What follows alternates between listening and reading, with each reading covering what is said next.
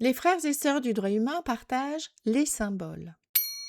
Liberté, égalité, fraternité. Ces trois mots, tout le monde les connaît. Mais en franc-maçonnerie, ils résonnent d'une façon particulière et prennent d'autres sens. Au rite écossais ancien et accepté, pratiqué par le droit humain, ils constituent ce qu'on appelle l'acclamation. Cette trilogie, clamée en chœur dans nos temples, ne constitue ainsi plus seulement une devise ou un slogan.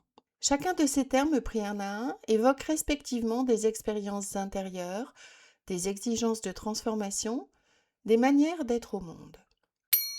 La liberté n'est pas considérée comme un ensemble de droits, elle n'est pas revendiquée, mais invite notamment à la libération par le travail sur soi, avec une attention toute particulière à la liberté de pensée et de conscience et à l'esprit critique.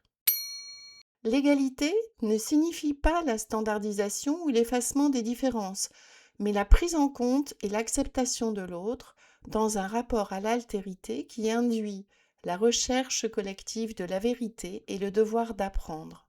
Chacun est invité à reconnaître l'autre comme porteur de lumière auquel la méthode initiatique donne toute sa légitimité. La fraternité, enfin, est pour nous un engagement, un devoir et non un sentiment. La fraternité maçonnique n'est ni l'amour, ni l'amitié. Elle est le respect de l'autre, avec tolérance et exigence réciproque. Nous nous reconnaissons, comme frères et sœurs, compagnons d'un même voyage. Ces trois valeurs, liberté, égalité, fraternité, fonctionnent en système. La liberté libère l'esprit et purifie l'intention.